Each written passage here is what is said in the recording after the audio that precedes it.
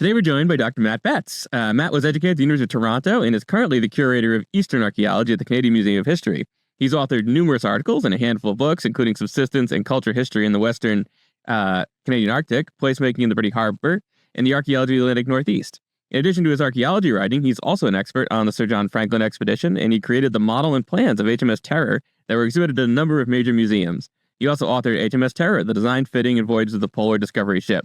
And you may have seen some of his recent work as an historical consultant about ships in the most recent Frankenstein film, directed by Guillermo del Toro. Today, however, he's joining us not to talk about monsters, but about something equally exciting. That's right, folks, culture history and archaeological theory. And we're following up here on a talk Matt gave at the CAA meeting a couple of years ago, and an almost completed paper that he and Arthur Anderson and I are working on. Welcome to the show, Matt. Yeah, welcome Thanks back, for having me Matt. back. This is number 3, I think. I think so. And so now that yeah, exactly. So now that we have video content, Cody's going to have to do some kind of animation thing to change your shirt into a golden jacket with a nice little NB pod lapel on it. It's like SNL. Everybody's vying for the top number of appearances on your show. It's true. Exactly. I mean, and eventually we'll let you host in the summer. Yeah. Let's go on vacation. Yeah, exactly. But so Matt, obviously, we should have brought you on here to talk about Frankenstein, but instead we brought you on today to explain why you've embraced a long-dead archaeological paradigm, one that was complicit in Nazism, is antithetical to evolution, and is wholly dependent on outmoded diffusionary explanations of culture change. So why don't we start there? Well, that frames it particularly well. I think those arguments we maybe would have been accepted 60 years ago, but maybe not anymore. It's we'll talk about the monster of archaeological theory, maybe. Okay. And maybe how it applies to the maritime provinces or maritime peninsula and the Atlantic Northeast in general. I guess I would like to start by asking a question of you guys. He's already taking over the host role, isn't it? Yeah, you'll notice, Matt, that co-host is under our names. That's since you're, I'm an adjunct prof. I don't teach many courses, maybe occasional zoo archaeology course here and there. But do you both have theory classes in your institutions? Yes. We do. Yep. Yeah, ours is it's a mandatory part of our graduate program, but it's not mandatory for our undergrad, but almost every undergrad takes archaeological theory. Kevin McGew teaches it at our institution. And let me guess, like I was as a graduate student, every graduate student and undergrad says that's really into archaeology says one of their biggest interests is theory, right? Totally, yeah. yeah. It's sought after, and they all enjoy it. It's it's their favorite course. Well, I don't know if it's their favorite course, but almost every grad student I know lists their interests: archaeological method and theory. Archaeological method and theory. Yeah, and everybody considers herself to be a paradigmist or epistemologist. Yeah, and I think you might be looking at things with the U of T colored glasses there, Matt. Those glasses are different than other glasses. Yeah. And I guess not different, Matt. Better. That's well. I'll start with something fairly provocative. I think theory glasses have been detrimental overall to the discipline on a grand scale. I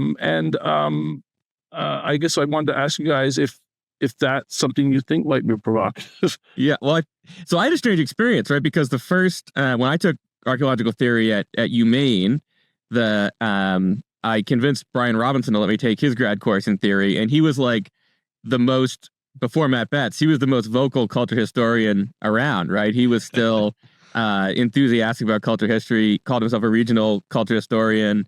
And so, when we read the trigger chapter outlining all of the stuff I jokingly introduced you with, Brian was very fired up about that. And so it's kind of interesting. It was an interesting perspective to start with.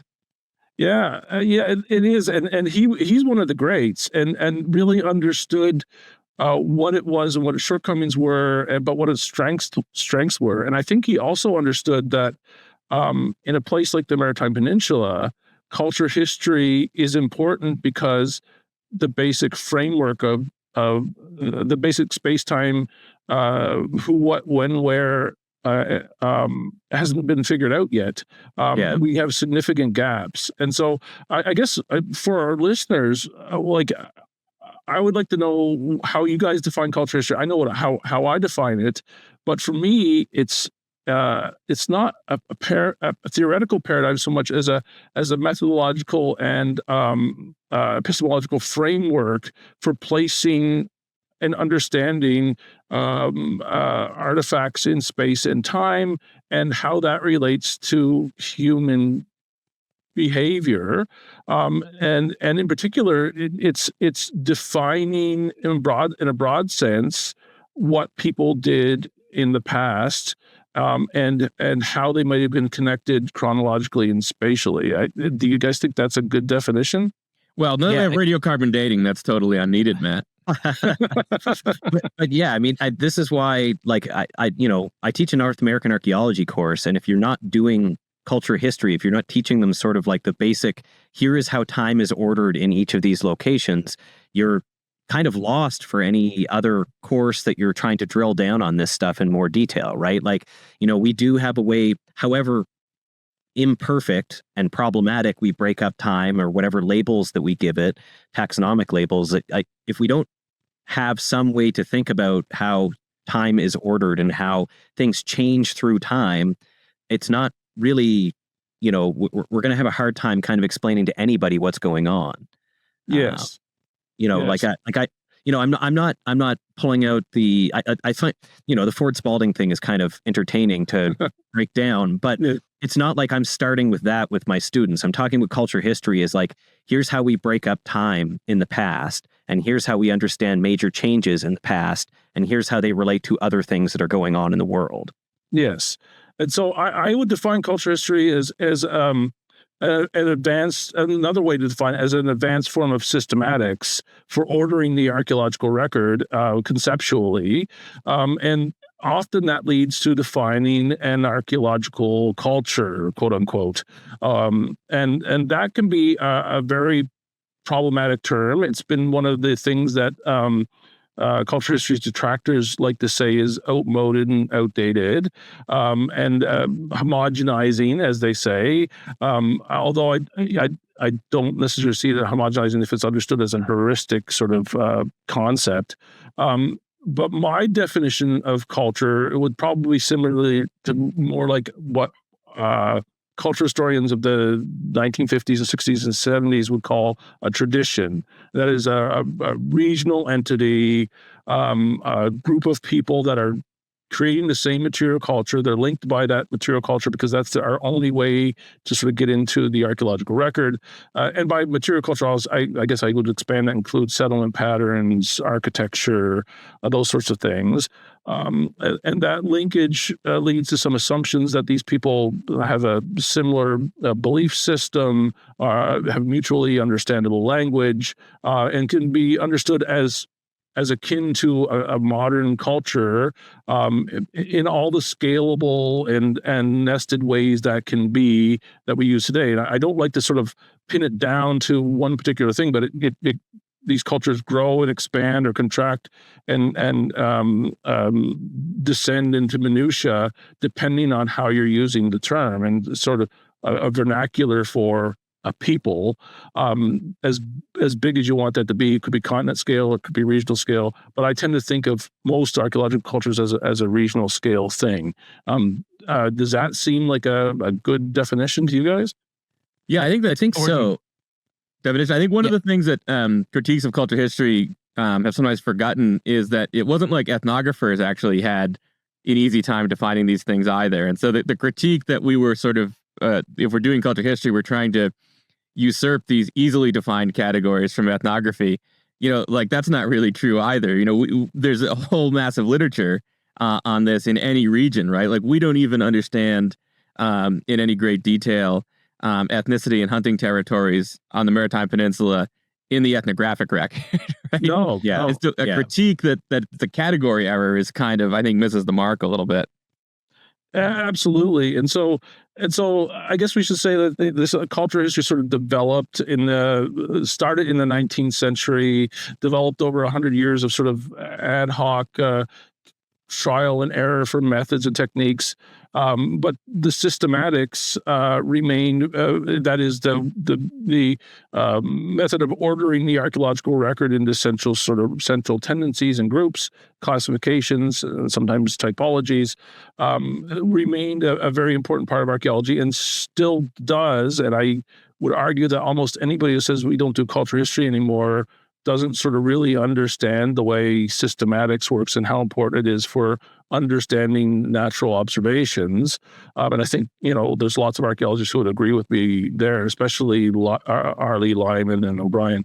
And so actually, Matt, if I could just interrupt briefly there. I think that's actually one of the most fascinating things. I've been going back through this, thinking through it with you about culture history and about Lyman and O'Brien, who I've tended to think of as big critiques of culture history because of their book, The Rise and Fall of Culture History.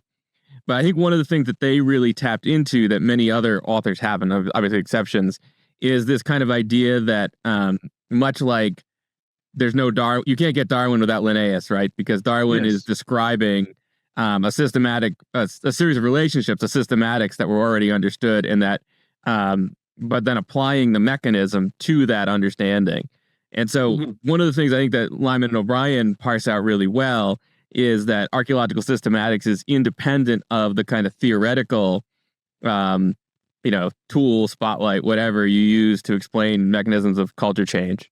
Yeah, well, they're detractors and they aren't. I mean, they're paradigmists in the sense that they think Darwinian or evolutionary theory is the way to go with archaeology, but they're remarkably adept historians of archaeology, and they understand the importance of systematics as a foundational methodology of archaeology, and are highly respectful of that and push for that to be, especially Lyman in his recent articles, push for that to be taught at a greater level across the board as a foundational technique. And this isn't something that archaeologists invented. Systematics is used in every natural science, biology, ecology, and just for the listener who is wading their way through a fairly intense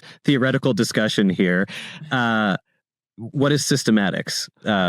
Systematics is simply a means for ordering natural observations, to group them, what people sometimes would call a classification, based on your observations. Some people would also call it a typology. It's just simply a means of ordering the natural world through the observations you're making. And so, for example, taxonomy used by biologists, that is the genus species taxonomy, is a form of systematics, a form of ordering the natural world. The way that geologists identify rock types, that's a form of systematics. And these types of systematics exist all over the world in all sorts of disciplines. Historians use it. The Roman period, that is a form of systematics, defining and breaking time up into digestible and understandable chunks. And that's what archaeologists do with artifacts. They order them, they organize them, they compare them to other assemblages of artifacts and make valid groupings based on their observations, and maybe not so valid groupings based on the observations of other people. So that's all systematics is. And Lyman and O'Brien are suggesting that this is an important part of archaeology that has fallen by the wayside a little bit, and that's largely because people have stopped doing culture history. But I think it's fallen by the wayside too, because if you read the first 4 pages of Dunnell's Archaeological Systematics, you don't learn any. It's impossible. So before we get too far into, again, before we get into our Dunnell vision here, so God, Lyman how O'Brien excited I am to be sitting between two U of T men discussing theories. the Lyman and O'Brien and Dunnell are evolutionary archaeologists, right? Yes. And so what would their critique of systematics be, and why is their perspective so different than a culture historian's approach to systematics, and why would they see the challenges and the benefits of systematics in an evolutionary approach? So like kind of break down each of those pieces so that we don't, again, lose a listener if we haven't already. If we haven't already. I think let's go back a little bit and talk about culture and history as a paradigm and how it was sort of, to use the term, systematically dismantled by the new archaeologists. But Matt, is it a paradigm? Is it a paradigm? Have we ever had paradigms? We certainly do. I don't think culture history should have been defined as a paradigm, but we'll get into that in a second. So in the 60s and 70s, there was a seminal figure in archaeology, Louis Binford, who Emanuel can start the ominous music here. Yeah, dun. Yeah. Well, also for the E-rated podcast, we'll have Matt share his story about Louis Binford as well. Yes. Well, I don't think that's necessarily E-rated, is it? He was a member of a group of archaeologists who were sort of straining against culture history, and they weren't. From my perspective, they weren't necessarily straining against cultural history as much as they were straining against the theories of cultural change that the cultural historians were using. And so at the time, diffusion, migration were extremely popular theories of cultural change.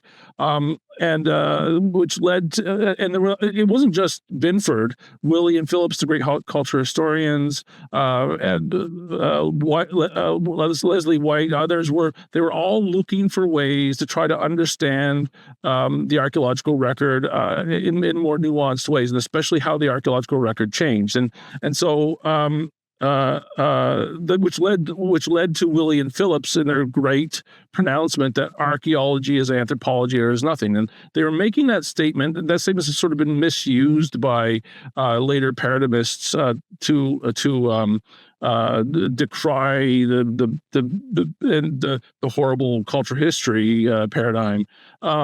But they were making that statement because they thought anthropology had better ideas and theories about how culture develops, changes, and is reproduced. And so they were saying that we need to adopt better theories of cultural change, which was absolutely correct. But I don't think they were ever calling for the abandonment of cultural history. And so they believed that cultural history was essentially a descriptive endeavor. And Kidder is the famous Kidder in his Picos classification thought the same thing. He would say things like, we have to do a great deal of painstaking work. That's what culture history is, the tedious stuff to order and understand the archaeological record. And he would never say that we need to abandon culture history. But he wanted to understand how things change as well. And so Binford was like, okay, I'm gonna latch on to this archaeology is anthropology or there's nothing statement, and he started suggesting that culture history was using theories of cultural change in culture that were inappropriate. And one of the big things he thought that the culture historians did was have a normative view of culture. That it was that culture was based on norms shared by individuals, which is something I just talked about. That artifacts suggest that people share a belief system, and for like a practical example of that, so people like Kidder, for example, would say, if you found this kind of pottery in this particular site, and then you found the same style of pottery in a different site, those two people are part of the same culture, and therefore these two sites are linked, and this is part of a broader, and then you've expanded that culture out, and that this particular site, they produce this pottery, and so the reason it's at this site that's 100 kilometers away is those ideas have diffused out from this central site, and so these are the people that make these pots. They go to this site, or the people from the site that make the pots have traveled to this other site and brought those ideas with them, and that's sort of the culture. That's how culture was spread, and that's how ideas were spread, and that's sort of how culture history saw change through time, right? Is through these like movements of people and ideas. There was an intimate linkage between material culture and as a representation of actual like broader pieces of culture. Yeah. Now, people would say that the culture historians at the time didn't really consider theories of internal change, that there were social and ideological reasons for the change in material culture internally that didn't come from migration and diffusion. They didn't actually think that way. They believed that that was something that was true. Kroeber, Kidder, they were all explicit that they thought that these sorts of things may happen, but they just didn't have a good theory to track it. And so they relied on diffusion and migration.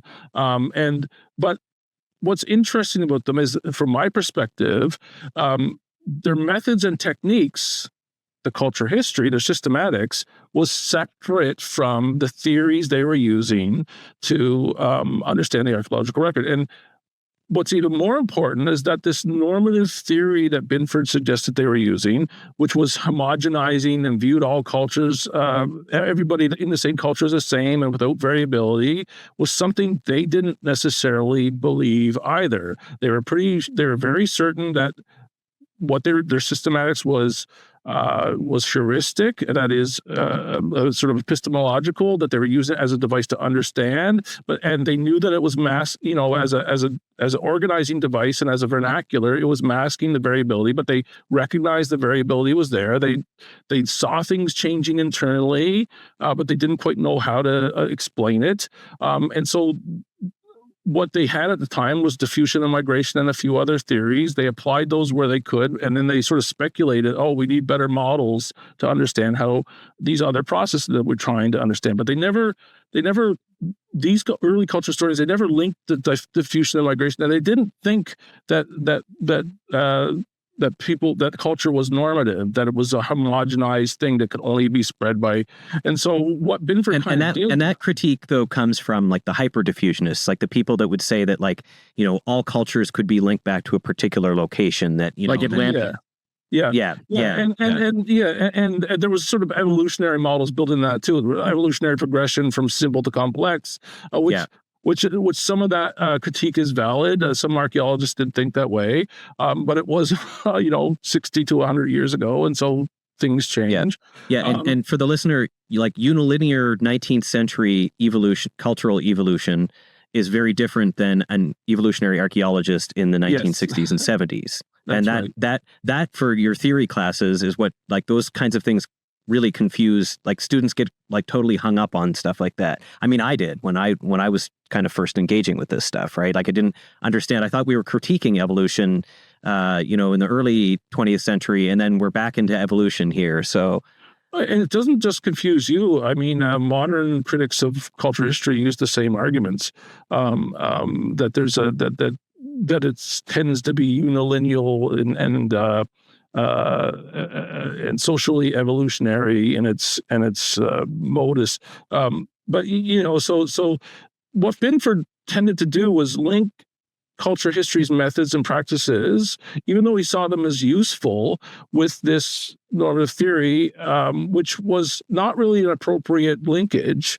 And Lyman and O'Brien were the first people to recognize this in archaeology, that this was they called it a straw man argument. Binford developed this straw man argument to really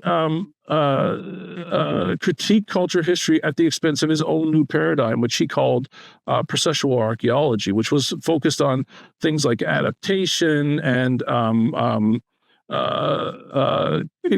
sort of more anthropological view of culture, and especially middle range theory, which was used to sort of make more nuanced linkages between archaeological patterning and behavior. And so he started this critique of archaeology, which sort of was used and then accepted by many other paradigmists moving forward. But Lyman O'Brien, about 20 years ago, exposed this as an extraordinary sort of falsehood, that the early culture historians didn't think of culture as normative. And they have a really good paper on normative theory that exposes that Binford just invented this association, and that everybody, and then it seems like in the research, it might have been Sally Binford. Apparently, she did most of his most interesting thinking. Was what I understand. I have actually heard that, and some and the papers that are more comprehensible apparently were heavily influenced by her, and the ones that weren't, the impenetrable language was more. And how do we engage with this stuff now? Like, what is being brought in? How are ideas like evolution, like the processualism and culture history, and what are people doing today that are bringing these kinds of ideas together? Well, so here's the thing with culture history. Culture history comes with a series of methods and techniques. Descriptive archaeology, that is describing and cataloging everything you find and publishing that to make it available for other researchers. There's a cataloging aspect to early culture history. And when Binford started to critique culture history and focus on method and theory, I want to call method is middle range method. So what is middle range method, Matt? Well, it's a means of understanding specific artifact patterning and linking that to human behavior. That's what middle range theory and middle range method is. And so you have this explosion after processual archaeology happens of sort of scientific archaeology, where people are trying to understand myriad different things. They're not only using new scientific techniques, they're using anthropological analogy, like his ethnoarchaeology. This is when zooarchaeology sort of explodes, and everybody's sort of using all of these sort of nuanced scientific techniques to drag every scrap of information behaviorally out of the archaeological record, and that's great. But also that came with that is an increased interest in archaeological theory, which is also great. But it's also been, I think, detrimental to the discipline. So Binford sort of started this critique of culture history, and then we have the rise of archaeological paradigms. Following the new archaeology, which is processual archaeology. There's post-processual archaeology and Ian Hodder. There's behavioral archaeology with Brian Schiffer. There's postmodern archaeology develops, relational archaeology, which I've been accused of using from time to time, evolutionary archaeology. I think what the listener really wants right now is for us to dive into the ontological turn and what that's meant, and how we've turned back again. It's the Brunswick Archaeology podcast. Another word for culture. The thing to get out of this is that there's myriad different ways to understand the archaeological record theoretically based on what you're interested in. But every single paradigm that's developed since the new archaeology used the same arguments as Binford used to critique culture history. It seems like rather than critiquing other paradigms, and there's certainly a lot of that going on, everybody likes to say, well, this is better than culture history because culture history is normative. They use diffusion and migration, and that's bad. But the thing is, 20 years ago, we know that was a false argument. And so you'll see recent papers, almost every theoretist out there, paradigmist out there, goes back to this trope that culture history is the great evil. We shouldn't be doing it. And what that has led to, not only has it led to an increase of interest in theory among students, which is fine, per se, it's also led to a decrease in the type of archaeology that's associated with culture history. That is descriptive, cataloging, painstaking archaeology, which is of vital importance to the discipline. And so what has happened, and you can track this by looking at publications, people have stopped publishing sort of the money-making things of culture history, like the site report, the site monograph. They've stopped publishing typologies. Oh, sorry, Matt, could you hold it for a second? I just got a massive royalty check dropped off here from the National Museum's Mercury series. I'm going to need to grab that to collect my.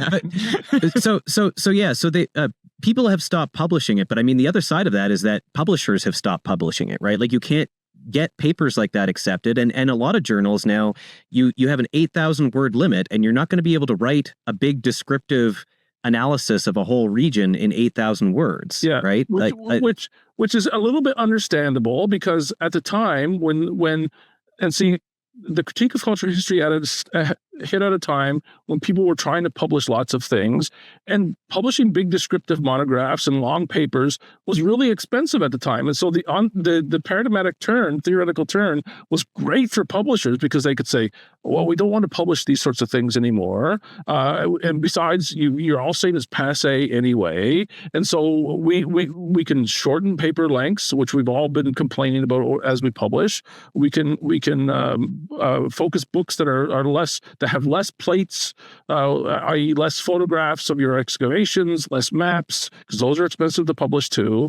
And so we've gotten into a system over the past 30, 40 years where virtually nobody publishes these things anymore, except for maybe the British Archaeological Reports series and the Mercury series at the Canadian Museum of History. And so it's very difficult to find people publishing as a total all of the excavations they've done in a certain spot. You don't see people publishing typologies that they make and use of artifacts, either because they're not making them or because it takes a lot of plates and it's very difficult to do. You don't see like typologies of artifacts being published in book form anymore, which used to be, Ritchie's typology. Who would ever publish something like that now? And so what we're in a situation where our primary data, which is our field observations, aren't being published by the people who first observed it. And that's really bad for the discipline. And not only is it these site reports and monographs, people go into the field, and I won't name names, but you all know these people. They go into the field. We'll put the names in the show notes. They'll excavate for 3 or 4 years, and then they'll publish on a tiny subset of the site they've excavated to apply a pet anthropological theory about whatever, some ontological interesting thing, which was a big part of their master's or PhD thesis. But they've excavated for 3 or 4 years. Where's the stratigraphy notes? Where's the maps? Where's the plates? And in some respects, the archaeological permitting system has taken the load of that sort of publication. But the problem there is that material isn't published. It occurs as gray literature and is often behind access barriers that are maintained by the legislators who run the permitting system.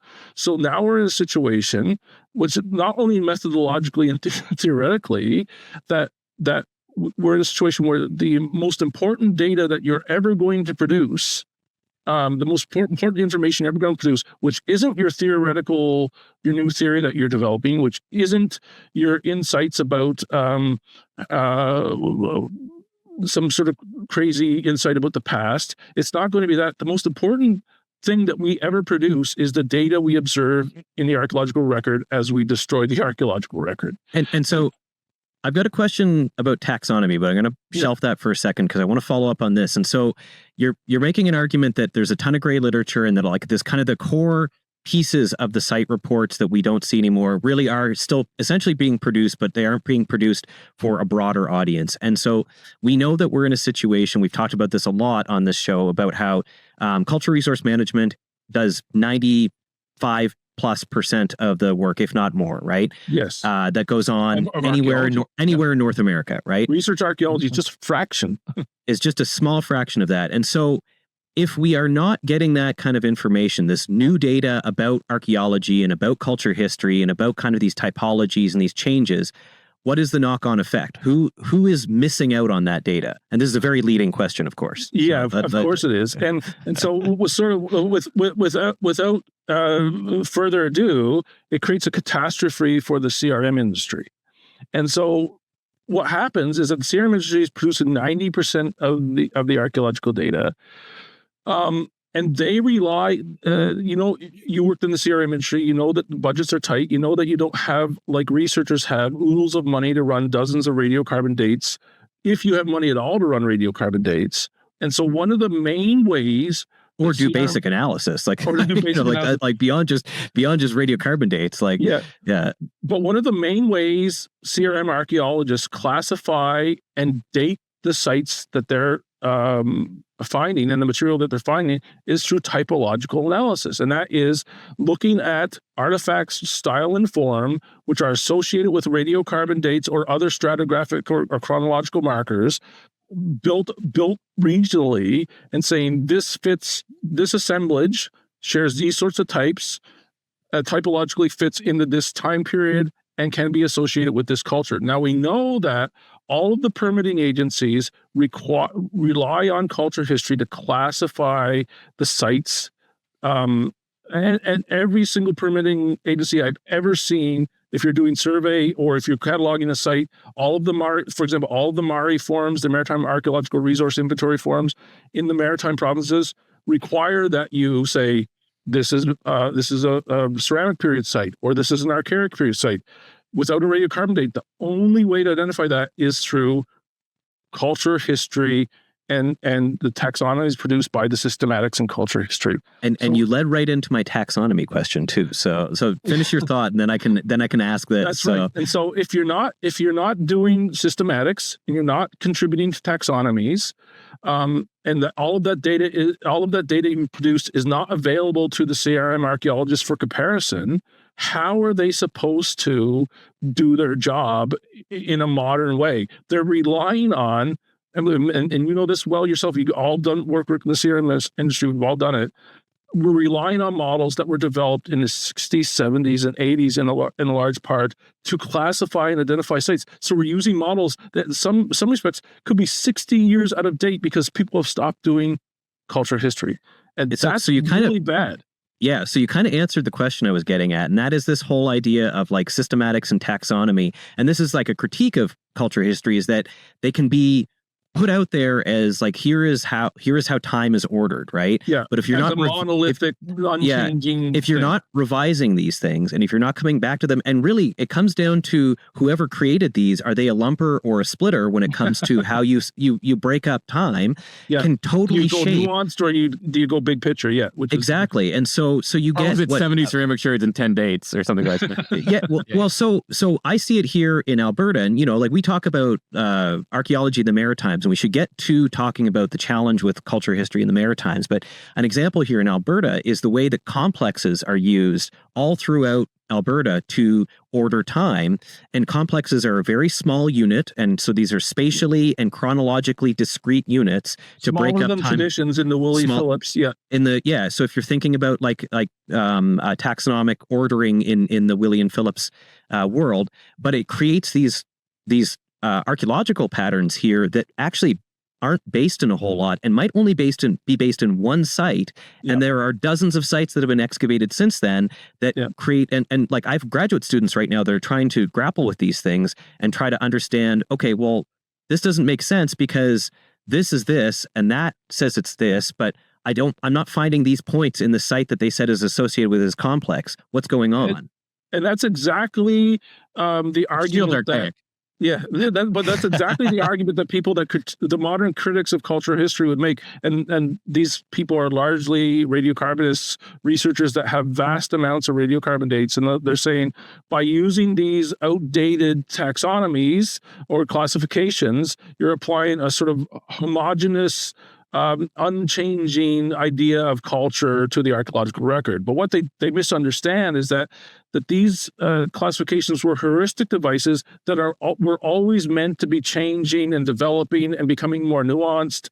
And in certain areas, they still are. And in Europe, they largely don't have a problem with culture history. And so these ideas and these traditions and complexes are changing all the time. They're constantly being really developed. But that's just stopped in many places in North America, except for, I'm proud to say, the maritime provinces. And I think largely that is because there's so much excavation still left to do that we still have to rely on systematics to do that. And so one of the things I'm proud to say I'm involved in is sort of working on the culture history of the maritime provinces with Gabe. But that's a tradition that was sort of passed on to me by people like David Black, who was very concerned with the culture history of the maritime provinces, sort of understanding and refining that culture history. And not just David Black, there were many others that were still interested in this. David Sanger, that's David Sanger, most of the Sanger, the Sanger and Peterson Sanger. Peterson and Sanger. Sorry. Please edit that out so it doesn't look like I'm stupid. The Peterson and Sanger. So things like the Peterson and You've Sanger. got your instructions, Emanuel. The Peterson and Sanger typology, and so there have been so many refinements of that typology over the years. And Adrian Burke actually in 2022, kind of looking back at projectile points and trying to understand whether there's patterns in Archaeology of the Far Northeast, which is from the Canadian Museum of History's Mercury series. So. You scoop me, and so there are people like Adrian Burke still working on this, and the only reason these sorts of things are able to be worked on, and we worked on a refinement of the typology, the artifact ceramic typology from our sequence in the Maritimes, Port Joli, sorry, and Ken, you and I sort of like at least tried to comment on it from the lithics we were seeing in Port Joli, and so. As new data is developing, the people in the Maritimes, like Adrian Burke, you, me, Gabe, and others, are trying to refine this cultural sequence based on new radiocarbon dates. And what we're finding is that Dave Black was right about everything. But but what's really interesting though is like we base this all on like Pat Allen's Oxbow sequence, right? Like almost everything goes back to one culture historical analysis of a really deeply stratified site at Oxbow in Metapanaugia, in the community of Metapanaugia, and like almost all references to culture history and projectile point typologies and everything reference Oxbow. And Peterson and Sanger relied heavily on the Oxbow stuff. Yeah, despite the fact that what we're seeing and what Adrian points out in his 2022 paper is that the more that we find, there's so much nuance even within the Maritimes that we just full on don't understand, right? Yeah. And that's what we found in Port Joli. The ceramic sequence, in broad strokes, it matches, but there's so much nuance, and not just regionally, like locally, that we're finding that. And so you know what Binford would think of your unique sherd, Matt. Yeah, well, yeah, exactly. But the Bayesian modelers and radiocarbonists would say, well, that you're proving our point exactly. But the problem is they don't seem to understand that as a heuristic device, how do we communicate the archaeological record to not only the people we collaborate with, but to the public and to other archaeologists? If you just say everything's a radiocarbon point cloud associated with artifacts, how then do you make a narrative out of the past, which is what we are supposed to do? We're supposed to interpret the past. And if you think in a modern way, if you think that history and archaeology are linked in a way that archaeologists should be doing history, how do we develop a narrative about the past without at least parsing it down into understandable chunks and units? And in order to understand that, sometimes you have to label these things.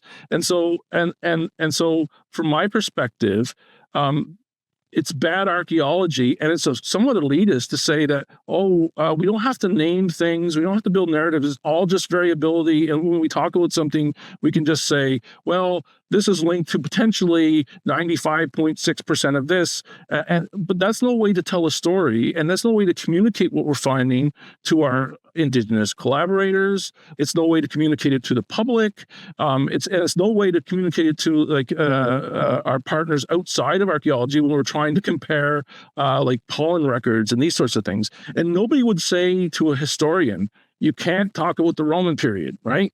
They would just laugh in your face. Or you can't talk about the Bronze Age, and some archaeologists.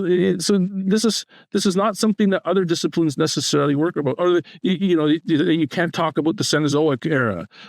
These are things that people in other disciplines don't seem to worry about. But archaeology's got mired in this paradigmatic thinking, and for some reason, systematics and descriptive archaeology has sort of become like a pariah or old-fashioned when it should be the whole fundament of what we do.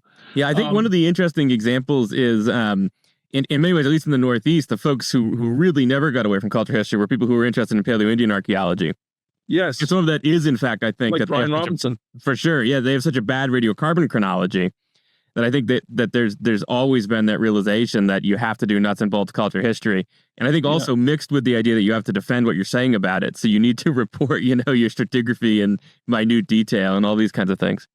Yeah, absolutely. I don't know any, in the Maritime provinces, I don't know anybody who doesn't have to be a culture historian, because essentially everything we're finding adds more variability. You have to fit it into the archaeological record. We don't have time to be elitist about it. We're just trying to do the nuts and bolts. And not only that, how do you communicate to elders what you're finding?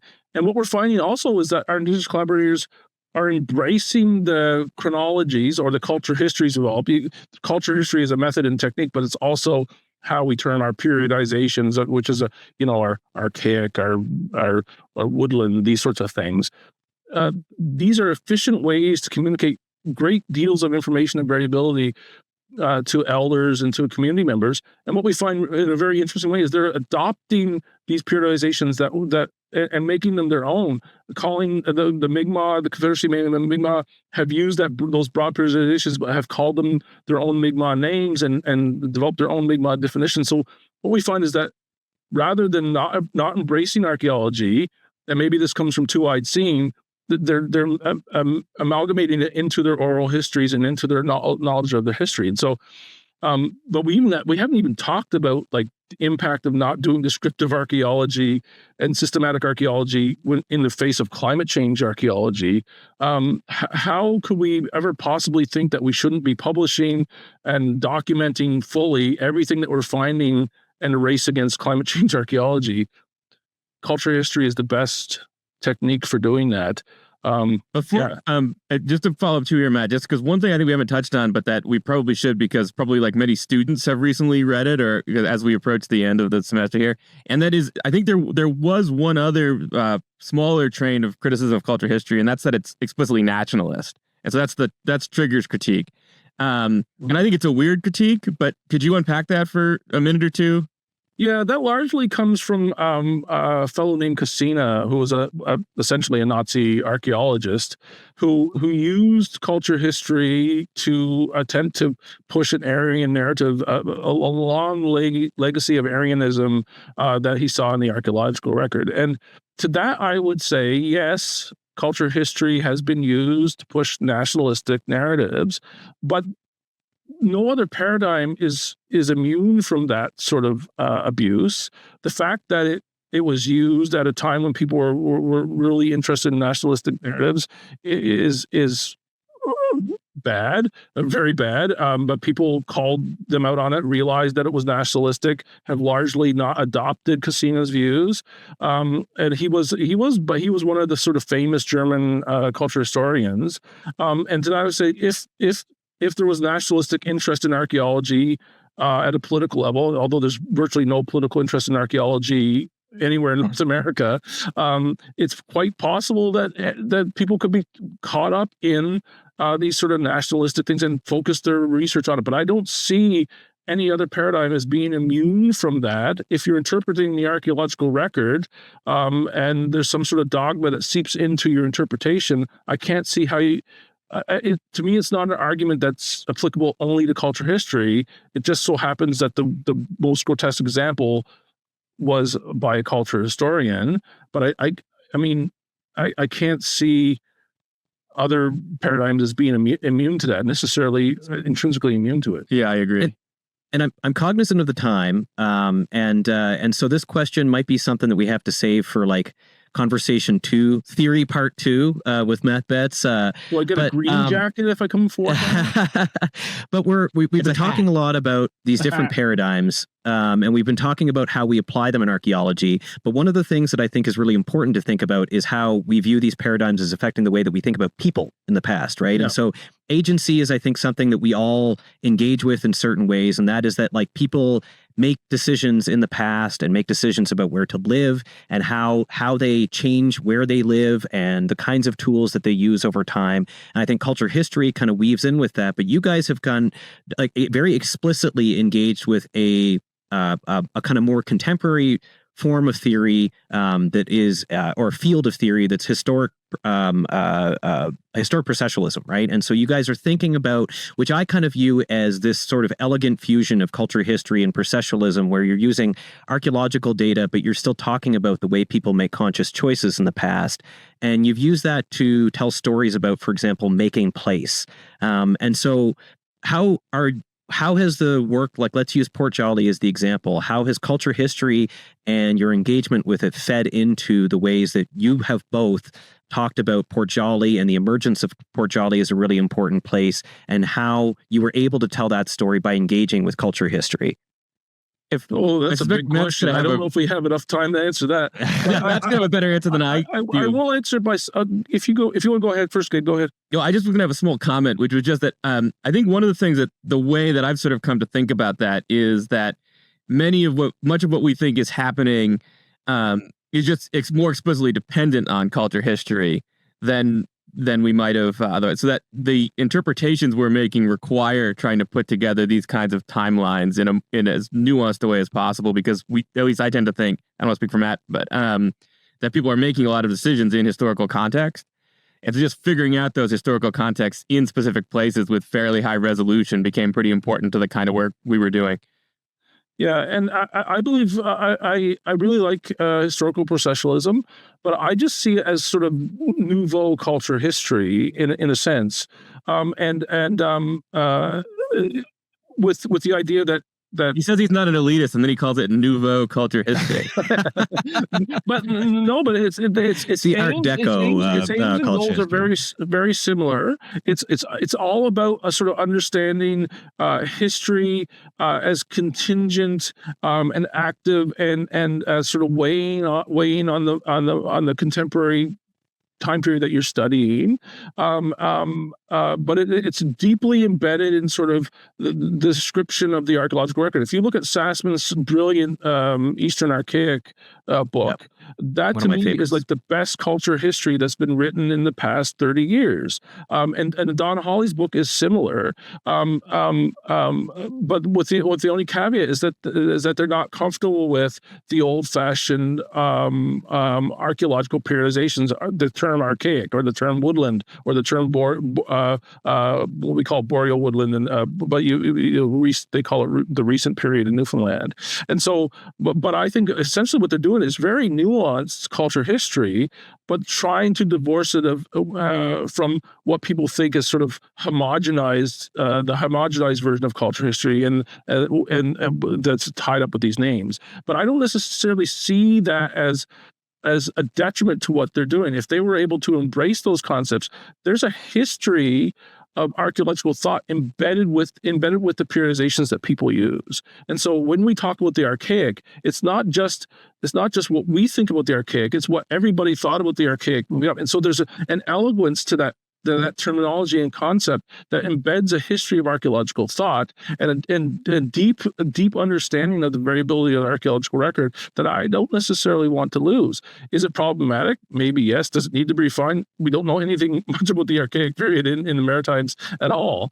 So yes, lots of work is needed, but I don't think it's necessarily antithetical to meshing with historical processualism. And I sort of tend to think mostly along the lines of historical processualism, but Gabe knows when it comes to theory, I'm a grazer. I'm not the Chinese buffet approach. Is the buffet approach. I take what I want when I'm interested in it, and I don't think about the other stuff. I'll eat the prawns when I want the prawns, and I'll leave the beef for next time. And so I've engaged with relational archaeology. I've done Darwinian archaeology, evolutionary archaeology. I've done hardcore processual archaeology. I've even done behavioral stuff and relational archaeology. Historical percent. I do whatever theory is necessary to help me understand the archaeological record better. And I think that's the best approach. But the basis of culture history has always allowed me to do that. And so I view culture history not as a paradigm, but as an epi-paradigm, or the buffet itself, the physical buffet table. You're a cosmopolitan culture historian. It's the scaffolding and basis for how we understand the archaeological record. And I think we need to get back to that because it's best for archaeology, especially at this time. I'm not saying we go back to like just doing dusty old, and theory is important. I engage with theory, and some of my favorite papers were highly theoretical. But I'm also very proud of my paper in this, which is your book. I'm very proud of the placemaking in the Pretty Harbor, because like so that one too. We're trying to move product. This is a culture history book. People are engaging with culture. And this one, yeah, people are engaging with culture history in this book, and It's so important. Like there's typological papers published there. We need those. It's better for archaeology. And I promised Gabe I wasn't going to bogart not bogart. So let's start this over. I promised Gabe I wasn't going to spoil the title of our upcoming paper that we're hoping to get published. But from our perspective, archaeology is culture history or it's nothing. Yeah. It's not anthropology, it's culture history or it's nothing. The title of the paper is actually I Take the Prawns When I Want, but the subtitle is what Matt just told you. Yeah. Well, Matt, we've taken up enough of your time here, I think, today, and I think that there's like a bunch of pieces of this that I think we should figure out like another conversation about, and in particular, I think talking about this in the context of climate change and the kinds of archaeology that we are sort of compelled to do right now. Or maybe even dig into the actual culture issue of the Maritimes, which we sort of tangentially mentioned. Yeah, we would steer the listener to season 1 of the New Brunswick Archaeology podcast if they're looking for the long form version of that. But yeah, we should all teach a theory course online sometime. I'd love to. That'd be kind of fun. Yeah, absolutely. Yeah. The New Brunswick Archaeology podcast presents.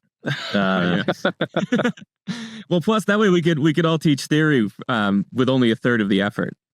Exactly. Maybe one of a great idea for a podcast would be to have us, you guys do a debate on different themes. Have more than one guest, and there's one side, the Bayesianists on one side, and the culture historians on the other side. Yeah, I've always found that I like the term really lends itself to an audio podcast, and so I like the term you introduced today, though, the radiocarbonists. That's like they're just glowing they hate all the time. History. They think everything is a radiocarbon data distribution, which you can see. I published papers on radiocarbon data distributions, but I don't think that's the best way forward. But they're doing good work as well. It's different type of work, but it's good work.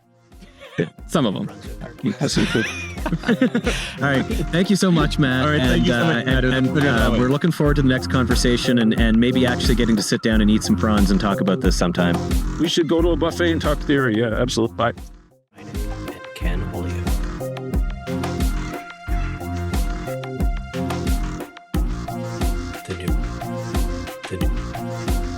the New Brunswick Archaeology